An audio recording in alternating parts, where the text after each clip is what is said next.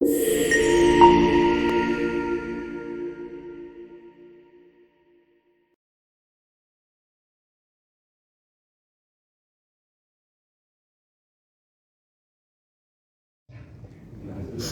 si lembut, tapi jangan bilang-bilangnya itu setiap orang nanti jadi nyambung.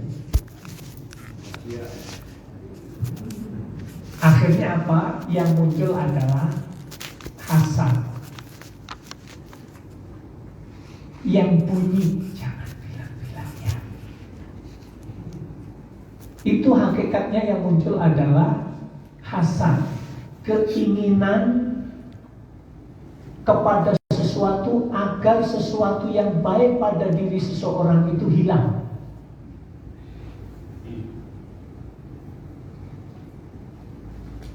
Akhirnya apa yang terjadi? Senang melihat orang lain susah, susah melihat orang lain senang. SMS.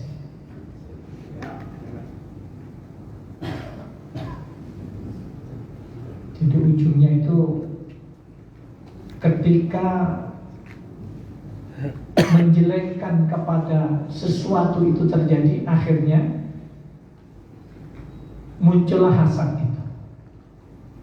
Apalagi kemudian memang orang itu nggak suka dengan orang itu, puas. Baik, itu yang keempat.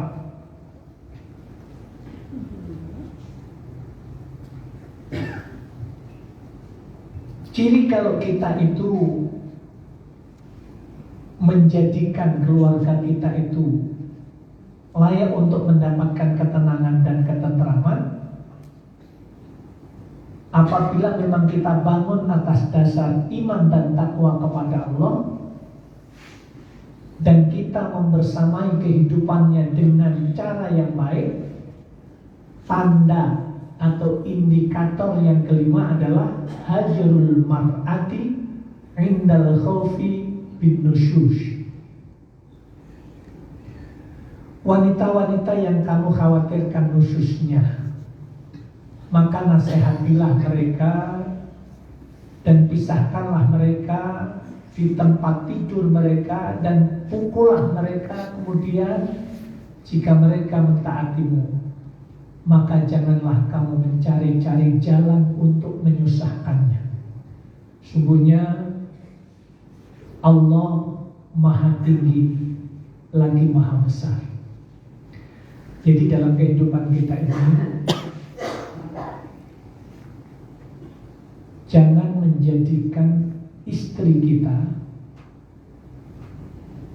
itu sampai kemudian berani keluar rumah, tidak izin, tidak memberitahu kita.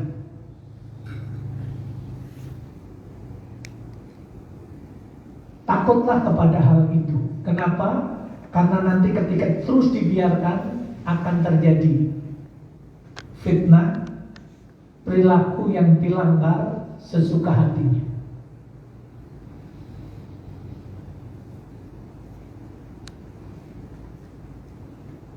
Halo, kok jadi tegang semuanya tidak?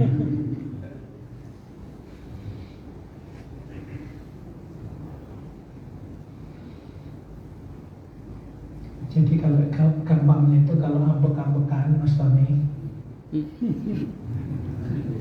ambek-ambekan sama istri, kemudian ada memang sesuatu yang harus diselesaikan, namanya pisah ranjang, itu boleh.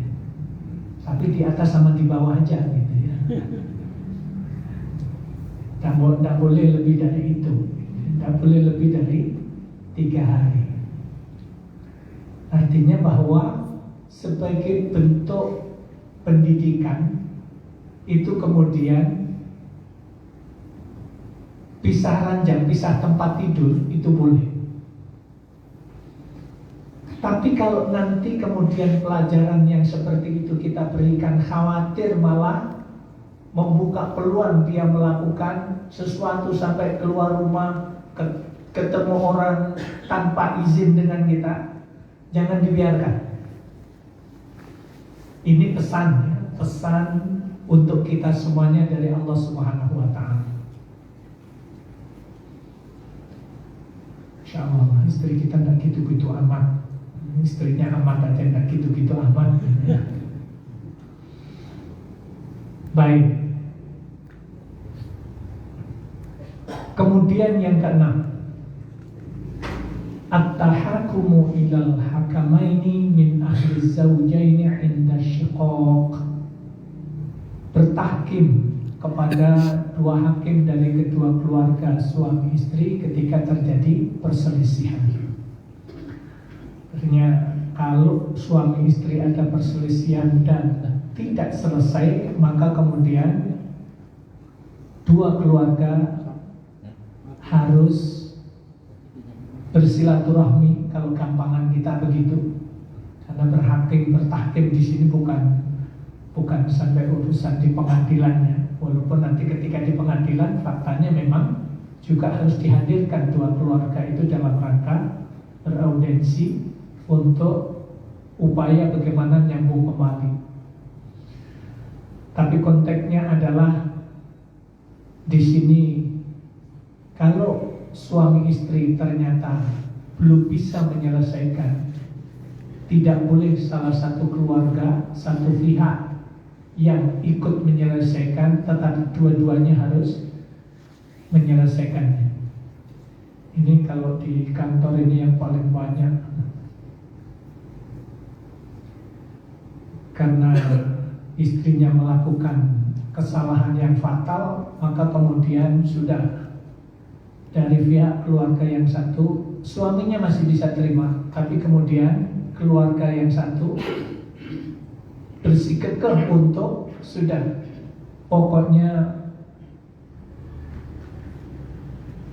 kalau sesuatu itu, piring itu pecah, sudah tidak bisa itu disambung kembali utuh sebagaimana semula. Ketika seorang pasangan itu melakukan kesalahan yang fatal, maka itu sulit untuk diterima. Akhirnya diputuskan, sudah, kalau kamu tetap nikah dengan dia, tetap dia jadi istrimu, lakukanlah aja sendiri, tanggung aja sendiri. Keluarga tidak mau menerima lagi. Sementara ya keluarga yang satunya tidak dilibatkan untuk bicara. Akhirnya kesian sampai hari ini di hidupnya itu datang ke mertuanya terasa tidak pada kehidupan keluarga, walaupun suaminya berupaya membersamai dengan cara yang baik, tapi kemudian suasana itu, ketenangan dan ketentraman itu sulit untuk hadir pada kehidupannya. Baik, ini lebih poin yang keenam ini lebih kepada bagaimana cara menyelesaikan persoalan kehidupan keluarga dalam konteks ketika suami istri memang sulit untuk bisa nyambung lagi.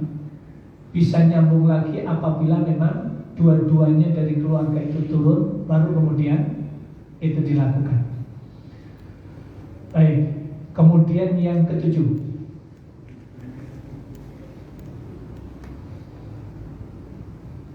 indikator yang ketujuh kalau kita membersamai keluarga dengan cara yang baik adalah idza aradallahu bi ahli baitin khairan dallahum ala babir rifqi.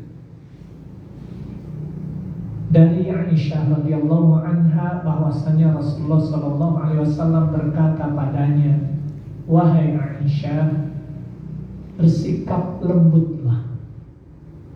Sesungguhnya Allah Ta'ala jika menghendaki kebaikan sebuah rumah tangga, Ia bimbing mereka ke gerbang kelembutan.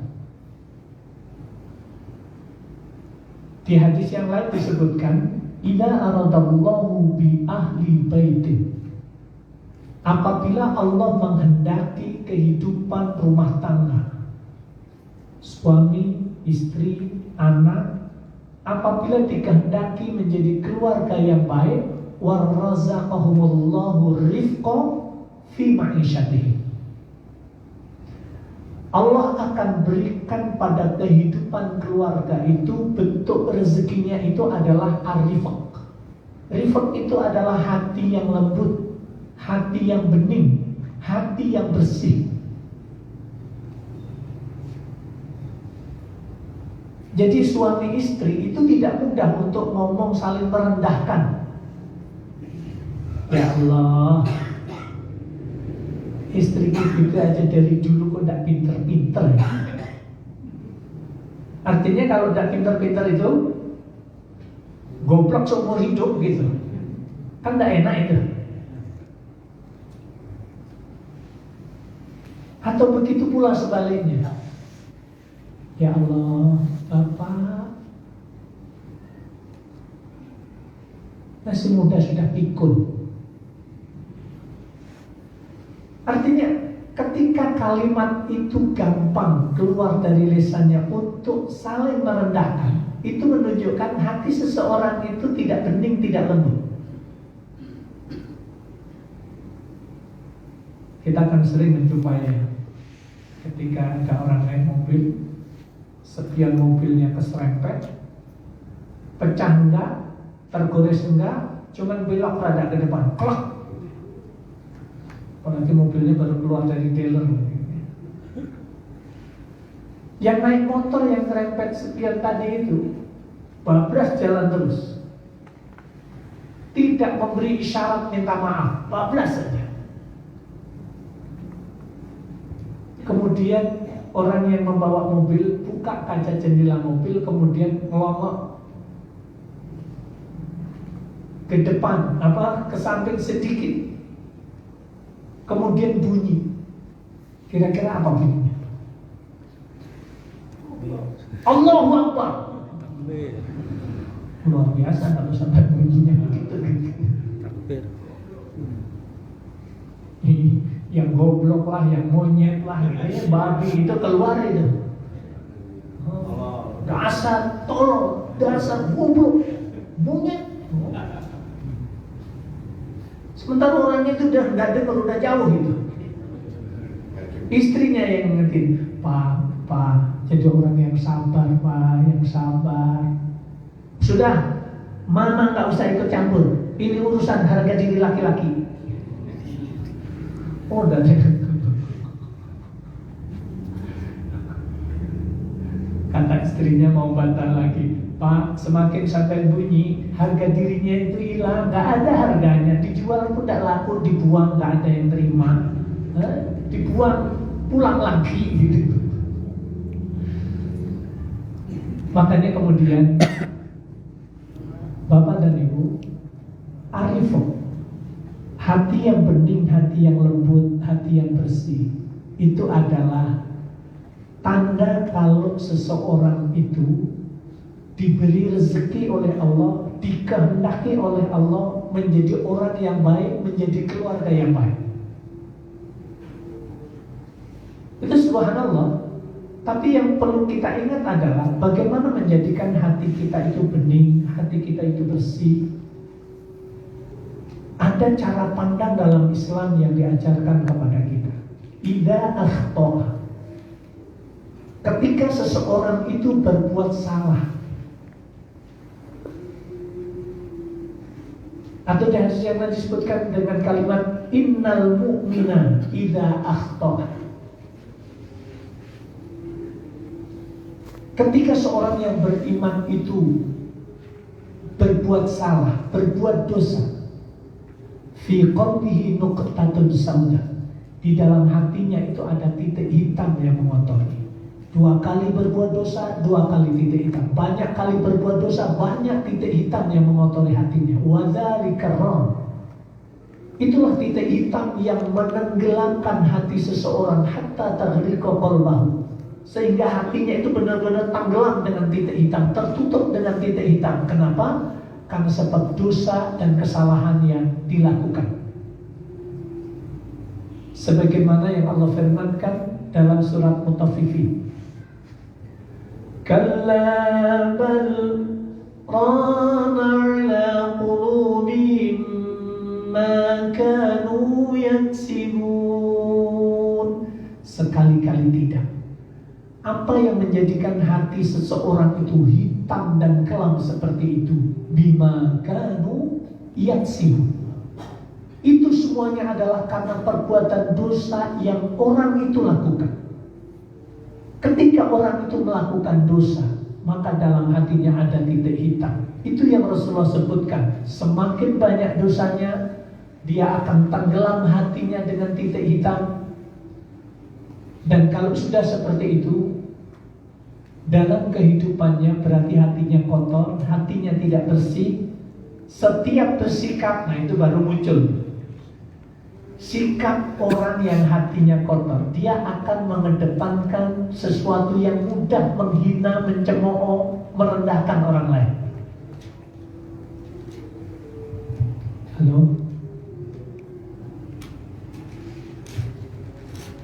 Jadi Bapak dan Ibu, pertanyaannya adalah gimana caranya agar itu ada pada kehidupan kita? Cara yang pertama adalah lakukanlah perbuatan-perbuatan yang baik. Jadi ketika Rasulullah berpesan, ittaqillah haitsuma kunta, bertakwalah kepada Allah dimanapun kalian berada. Poin yang kedua adalah wa atbi'us sayyi'atal hasanata tamhuha. Kalau engkau pernah merasa berbuat dosa, lakukanlah kebaikan demi kebaikan. Niscaya dengan kebaikan yang kalian lakukan, Allah akan mengkikis dosa dan kesalahan yang mengotori hati kalian. Sepuluh sampai kemudian hati itu bening bersih kembali. Halo, Pak, Bu, kita punya dosa enggak? Banyak apa sedikit? Banyak apa banyak banget? Banyak banget apa banyak banget? Yang pasti kita semua mengakui dalam perjalanan kehidupan kita, walaupun kadang kita itu mudah mencemooh, menghina orang, tapi ternyata diri kita pun juga bukan orang yang bersih, bukan orang yang suci, bukan orang yang tidak punya dosa. Kita akui kita punya banyak dosa. Agar hati kita bening dan bersih kembali, pesan Rasulullah Sallallahu Alaihi Wasallam dan perintah Allah dalam konteks ini juga sama. Kalau Allah katakan innal hasanat yudhibnas sayyi'at, sesungguhnya hasanah, kebaikan-kebaikan, perbuatan-perbuatan yang baik, amalan-amalan yang soleh yang orang lakukan, itu akan menghapuskan, mengkikis dosa dan kesalahan yang terjadi pada seseorang itu. Kemudian pesan Nabi yang tadi adalah, kalau kamu pernah merasa berbuat dosa, lakukanlah kebaikan-kebaikan. Ikutilah perbuatan dosa yang pernah engkau lakukan itu dengan perbuatan-perbuatan yang baik, sehingga Allah akan menghapuskan, mengampuni dosa dan kesalahan yang kalian lakukan. Berarti poin yang pertama, agar hati itu bening, agar hati itu bersih, caranya adalah dengan melakukan kebaikan demi kebaikan. Yang kedua, bertaubat kepada Allah, minta ampun kepada Allah. Untuk apa? Agar Allah ampunkan dosa dan kesalahan yang mengotori hati kita. Dan kemudian kita mohon kepada Allah agar Allah senantiasa memberikan rezeki kepada kehidupan kita dan keluarga kita, hati yang bening, hati yang bersih, hati yang lembut. Lalu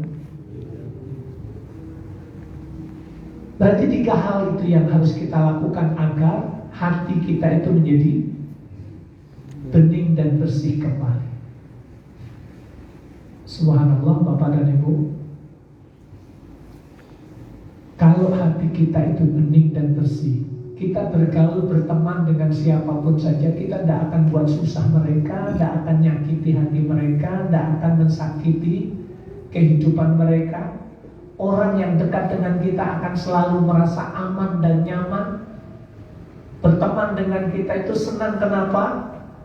Coba Ibu dengan begitu cerita sedikit aja tentang ponakan kita, begitu cerita ternyata teman kita yang kita ajak ngomong besok sudah ngomong sama yang lain. Apa kata kita? Ya Allah, itu teman satu itu ember tenanan.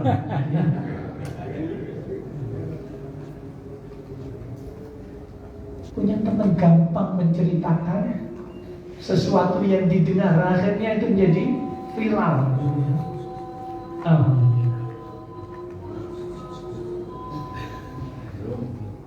Belum?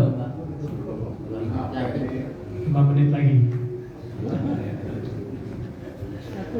Baik, ini poin yang ke-7. Ini perlu perjuangan Bapak dan Ibu. Monggo.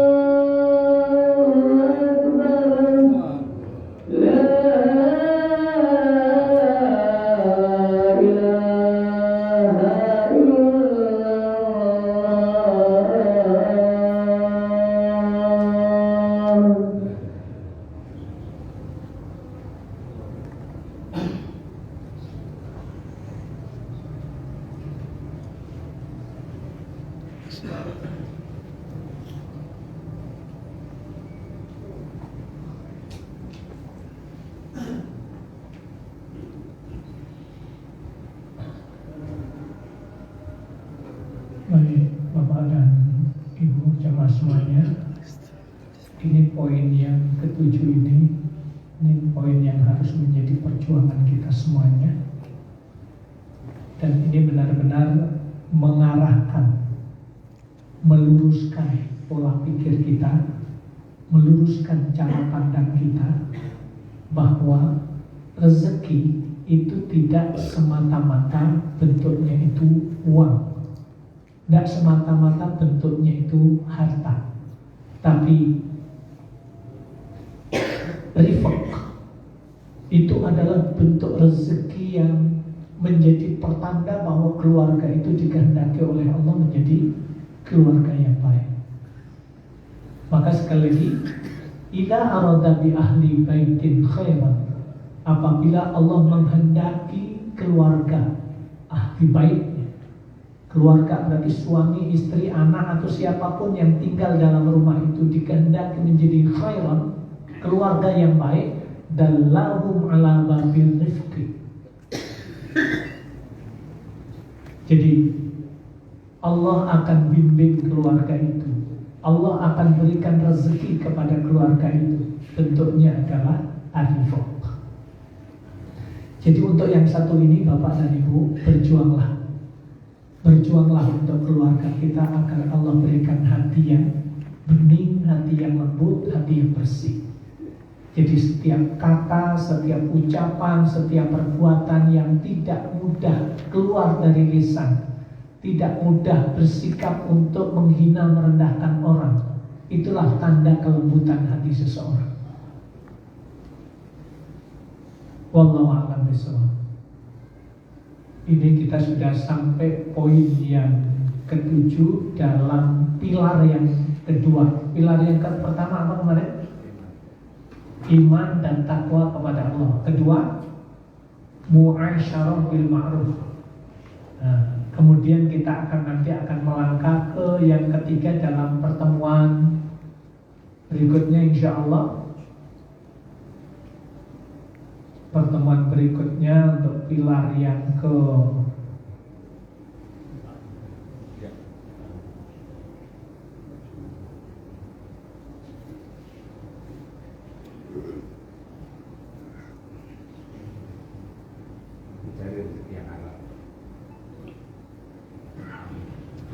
mencari rezeki yang halal.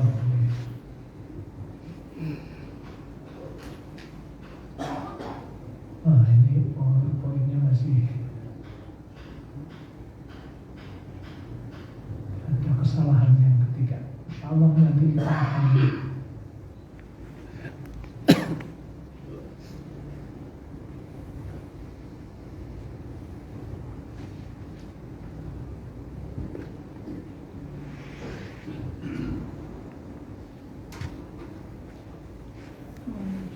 sebagai penutup. Manusia paling bahagia yaitu manusia yang berhenti nafasnya, namun tidak pernah berhenti pahalanya.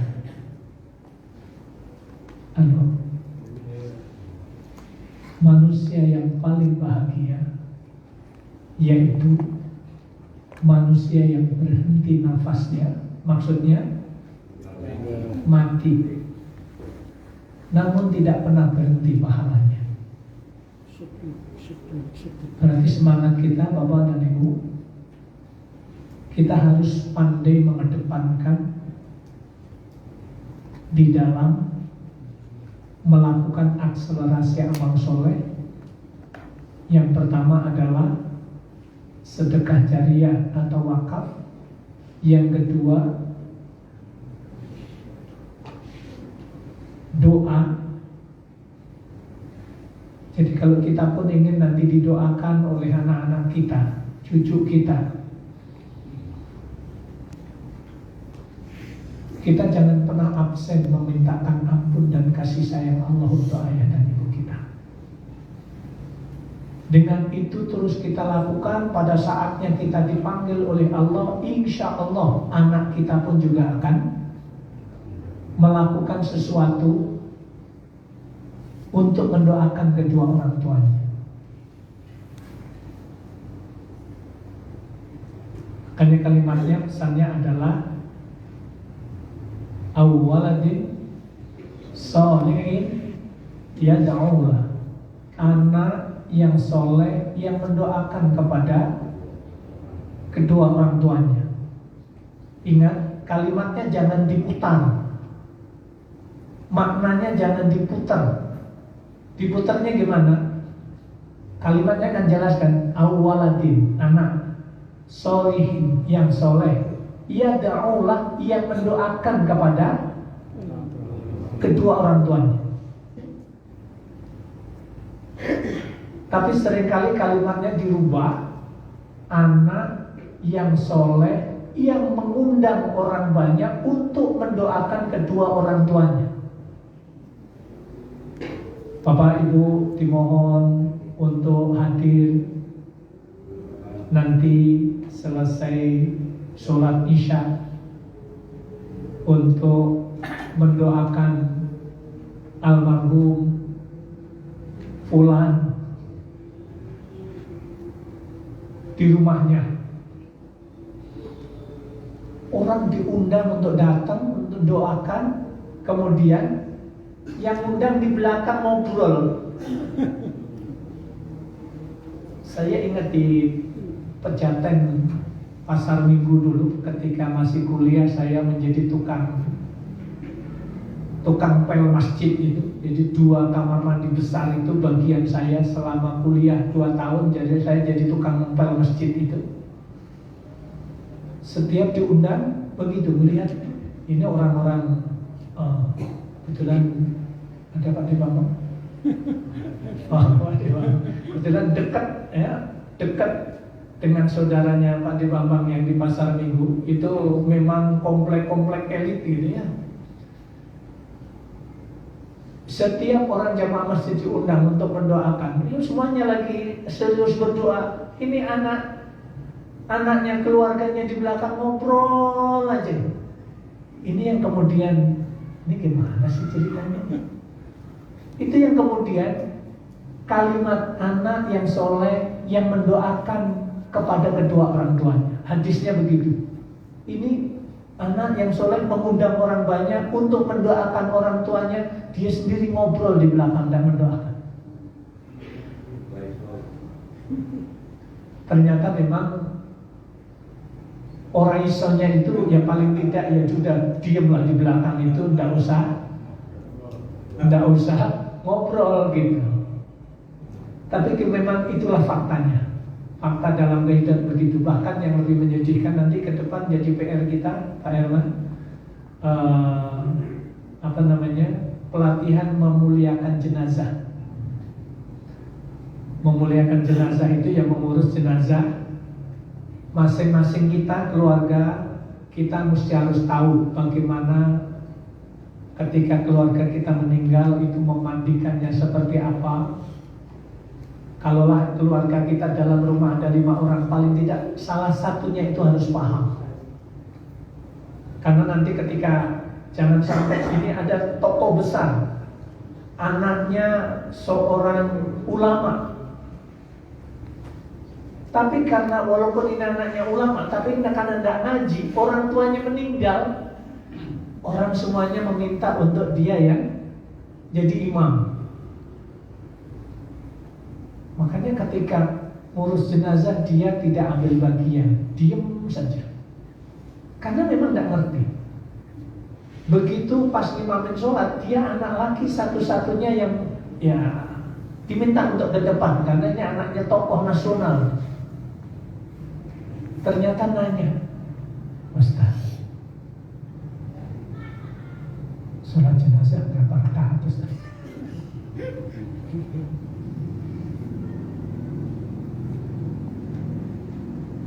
Sudah kita jelaskan, Ustaz, itu nanti pakai rukuk sujud atau gimana Ustaz? Kita akhirnya was-was juga nyuruh dia ke depan, nanti jangan-jangan sujud gitu. Artinya ini anaknya tokoh nasional, tapi kemudian memprihatinkan sekali. Orang tuanya meninggal, dia mimamin sholat untuk orang tuanya saja nggak bisa. di sini kemudian nanti ke depan insya Allah kemudian ada program kita gulirkan untuk kita semuanya. Ya sambil ngaji santai aja begini.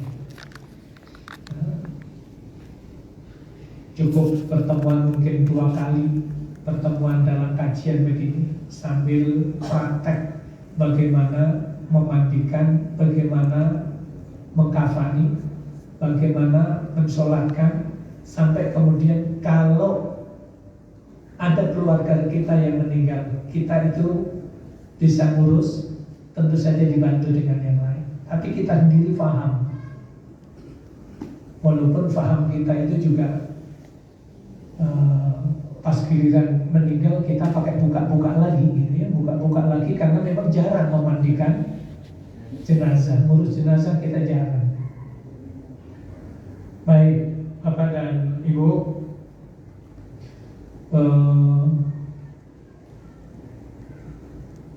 sekilas info yang kemarin bapak-bapak dan ibu-ibu di sini ambil bagian untuk ikut membangun masjid ini. Kemudian yang sempat saya umumkan sampaikan itu tanah yang bapak dan ibu juga ambil bagian untuk wakaf. Itu depan masjid sebelah sana itu ada pohon sengon itu. Itulah yang sedang kita bebaskan. Insya Allah nanti akan kita bangun di tempat itu. Nah, ini posisinya, ini masjid yang kita bangun, itu tanahnya. Jadi ini akses jalan nanti kita uruk, kita cor, baru kemudian nyambung ke sana insya Allah. Ini akan menjadi pusat pelatihan untuk guru-guru Al-Quran dan pesantren tahfidz. Kalau masjidnya ini insya Allah muat 500 orang. Kemarin bulan yang lalu kita adakan pelatihan guru-guru Al-Quran se-Jawa Timur. Ini sudah di tempat ini sudah angkatan yang ke-8. Walaupun masjid belum jadi, tapi kegiatan terus berjalan untuk pelatihan itu. Nah, kemudian ini tanah yang sedang kita bebaskan.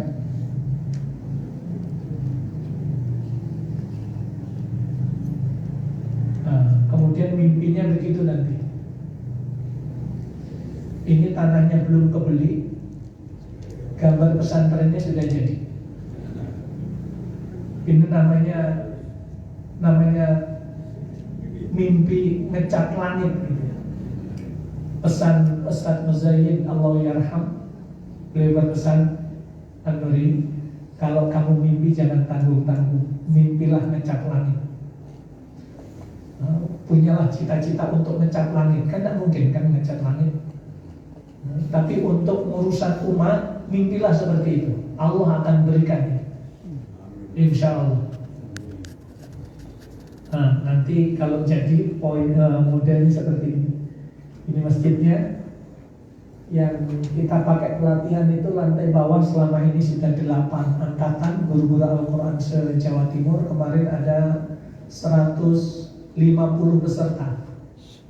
Sebelumnya sampai 450 peserta. Dan alhamdulillah pokoknya kita gulirkan saja.